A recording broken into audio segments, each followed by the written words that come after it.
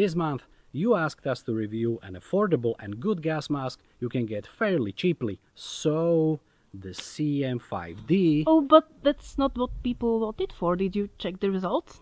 I did not. I just thought people would logically want to... This is what people want to see. Are you kidding me? This is what you get for asking the community. Okay, let's get this over with. I want to make clear from the beginning that this is not the original Soviet PMG, but a Hungarian licensed copy called 70M. We didn't obtain the Soviet PMG because upon seeing prices they go for on eBay, I burst out laughing, as these gas masks are definitely not worth more than 30 bucks. My salutations to all teenage eBay entrepreneurs trying to score a quick buck selling old Soviet junk. We received the 70M from one of our supporters, so big thanks to them. Let's go over the main differences between PMG and 70M and how to tell them apart. The 70M gas mask has smaller holes on the voice diaphragm cover, and there's more of them in comparison to PMG. However, gas mask collectors state that this is not a good indicator, as older PMG types had similar looking covers, so this is just one of the few things you need to look at. The plastic ring around the exhalation valve on the 70M is white, whereas the one used on Soviet PMG was made in brownish color. Some people call it a valve cover, but the bottom exhalation valve is completely exposed, so it's hard to call it a cover if it doesn't cover. This, together with the size and number of the holes on the voice diaphragm cover, is a pretty good indicator whether the mask is a 70M or a PMG. But if you need more proof, the markings on the inside of the mask would be written in Cyrillic if this were PMG, but in this case there are Latin alphabet letters. The PMG came in 4 sizes, and your head dimensions were measured the same way as it's the case with GP5. To perform the measurement, you need a measuring tape to cover 3 key places: the crown, the chin and the cheeks. Then you need to compare the results to the sizing table. Mine would be the size 3, but for some reason the 70M uses a different measuring method and there are 5 sizes instead of 4, so be aware that the masks are also different in this very important regard. On top of performing the first measuring phase, you also need to measure the size of your face from ear to ear like this. Then you need to count up the results of the first and the second measurement and compare the number to the 70M's sizing table. Pretty complicated, isn't it? So, in my case, the result of the first measurement being 68 and the second 31, the end result is 99, which means I should use either size 2 or size 3. As a rule of thumb, I always go with a smaller size, but the guy who sent me the mask sent me a size 3, so you know, beggars can't be choosers. The 70M is yet another helmet-style gas mask, meaning the facepiece in its entirety covers not only your face, but also the crown and the part of the back of your head. When compared to GP5 or PRVU, both of which we already reviewed, the 70M has 2 openings in the crown area, presumably to prevent overheating and to reduce pressure on the wearer's head. The rubber of 70M's facepiece is also noticeably more elastic than the rubber of GP5, and from what I've heard, it's also true when compared to the Soviet PMG. So there's another difference between the two. I say this in every review of any Soviet and Eastern European gas mask made of this greyish type of rubber, and I'll say it again, it deteriorates when exposed to direct sunlight and it happens fast. It takes less than 1 hour for the exposed parts to get a yellowish tan, which gradually turns into dark brown. It all depends on the exposure time and sunlight intensity, but once the rubber turns brown, it is permanently damaged in my opinion. In the area of the ears, the facepiece is shaped so that there is not too much pressure put on the ears, which also allows you to hear better as the ear-shaped moldings are slightly thinner than the rest of the facepiece. The facepiece size and the date of manufacture is embossed on the right cheek side. I'm quite amazed this kind of respirators were still made in 1990s, and in my opinion they were already outdated in the 1970s, especially in regard to any serious military use. The 70M gas mask is fitted with 2 circular eyepieces made of glass, and they remind me of the ones used with the PRV respirators. These ones, however, are slightly bigger and placed at a different angle. The mask has a single 40mm filter port compatible with ghost threaded filters, located on the left cheek side of the facepiece, which is kind of a step up compared to all the helmet-style gas masks with filter ports placed in front of the mask. The beginning of the inlet thread is made of rubber, while the rest of it is plastic. I found that very interesting, as all the previous Soviet gas masks I reviewed had valve chambers made exclusively of metal.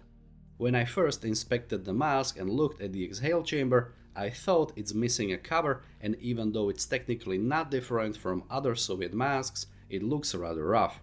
I never liked the fact the outer valves are completely exposed, and this is no different. The mask features doubled exhale valves, which is something you don't see with modern day CBRN respirators apart from the British GSR. We can discuss whether it's truly needed or not, but it's a really good safe check most manufacturers abandoned in the 1990s for no good reason. The mask has a voice diaphragm, which is always great, as without it, it's basically impossible to communicate verbally, even at very short distances. The full kit contained spare voice membranes, anti-fogging films, and of course, by now a completely useless filter, so I'm glad I received the mask only without the junk that usually comes with it. We covered most of the accessories in the GP5 and PRVU reviews, so give it a watch if you're interested to learn what the full kit's included. This piece of plastic tape covers the wire which secures the voice diaphragm in place, and at first I thought this was some homemade adjustment, but nope, this is seriously how they did things back then. The brownish tape is actually another telltale of the mask being the 70M and not the PMG. For some reason, the mask has a securing strap on the backside, maybe to somehow ensure even better seal once donned? No idea, honestly.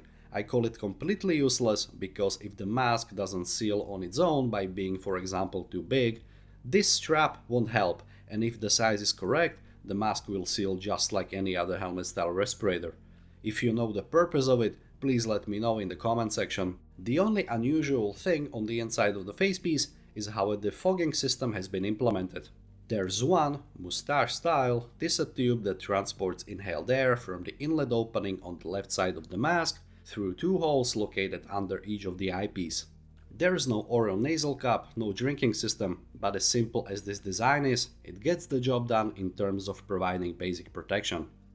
The kit filter that comes with the mask is very similar to the GP5 one, so that's definitely not something you want to use for serious protection due to its age alone. And yes, it contains asbestos, just like majority of filters made circa before 1990s. Some people will inevitably boast in the comment section that they breathe through old filters for hours and they're still alive, but that's not the point we try to make. We are going to use a new ghost-threaded combined filter instead of one way past its shelf life. Even though I screwed the new filter all the way in, there's a part of the thread that still sticks out of the mask, which doesn't happen with the old Soviet one. I made a side-by-side comparison of the filter throats, and it's obvious the throat of the new ghost filter is longer. The filters share the same thread pitch, but their length is different. It doesn't compromise safety though. This same filter doesn't stick out from GP5 or PRVU, as their inlet chamber is different and in my opinion far better. What I like in general about the helmet-style gas masks is how compact they are compared to many so-called tactical gas masks. Even with a rather bulky filter mounted, the mask can be easily fitted inside a small pouch, and most importantly, it can withstand rough field conditions without getting damaged, unlike stone-hard single-visor industrial masks. To don the mask, stretch the facepiece with both hands to open it up, insert your chin into the mask first, and then flip the facepiece over your head so it would cover your head and ears evenly. Perform the negative pressure test, exhale sharply, and then open your eyes. I'll just buckle up the back strap as it's there, but it does nothing as far as I can tell. The field of view is okay, and in the standing around mode, there is a very small, almost unnoticeable lens fogging.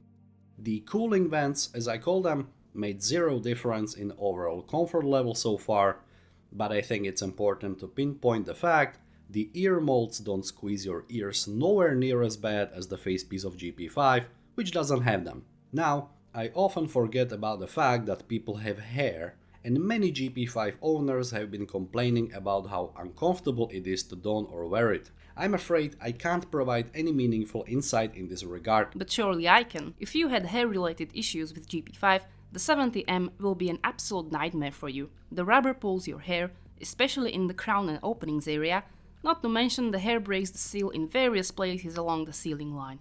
Also, if you wear a ponytail, it's quite uncomfortable. So, it's a no for me. Since the outer exhale valve is exposed, which is not unusual for Soviet gas masks, we want to explain how it actually works, and it's simple. Whenever you take a breath, the valve closes, preventing potentially contaminated air to enter the mask. Whenever you exhale, the valve opens up, and in case of this mask, it also makes some very funny sounds.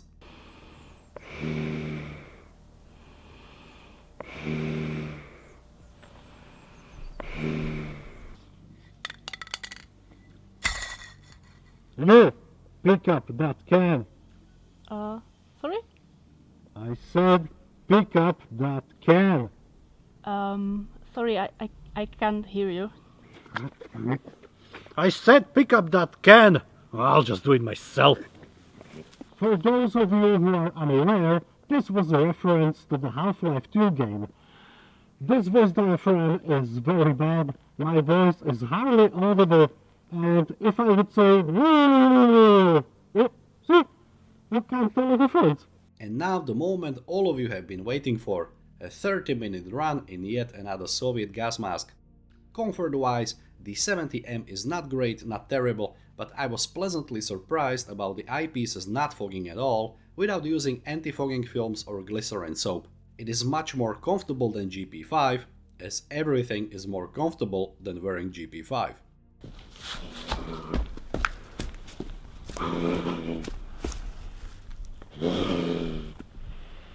This keeps getting better and better. Well, it's January, so it's rather cold outside, but I feel I'm swimming in my own sweat, so...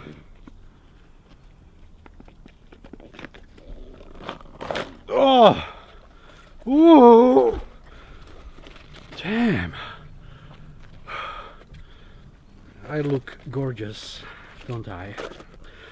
All these similar gas masks, when it comes to PRVU, GP5 or this PMG, they squeeze your jaw when you when you wear them for a prolonged period of time, so that's kind of painful. It's cold outside, but I'm sweating like a pig, so yeah, you don't want to be wearing this for longer than 30 minutes, I can guarantee you that. So yeah, there we go, folks. PMG, well, I'm sorry, 70M. People who watch our reviews know by now the final verdict of any legacy gas mask can't and won't end up with a recommendation to anyone. The 70M/PMG is not a good gas mask, and if you're looking for an affordable CBRN respirator, I suggest you look for something else, and definitely more modern in terms of the general design. You know, a respirator with actual head straps made of black rubber, which takes 40mm NATO cartridges, would be a good start. Now, I'm unbelievably happy that by making a video about this mask, we successfully reviewed 3 most iconic Soviet respirators, and I'm sure there are no more Soviet junk masks to review. I'm sure there are more of them. I'm sure they're not. To conclude the trilogy, I want to give you my honest opinion about which mask I find the most competent and would choose as the last resort protection in case nothing else is available. It is the PRU gas mask. It's quite comfortable to wear, the voice diaphragm actually works, and it sure looks ominously. That's of course an aspect not everyone would appreciate, but I do. FYI, the 70M takes a second place in terms of overall comfort, and GP5 ends up in the last place as the most uncomfortable contestant from this unholy trinity.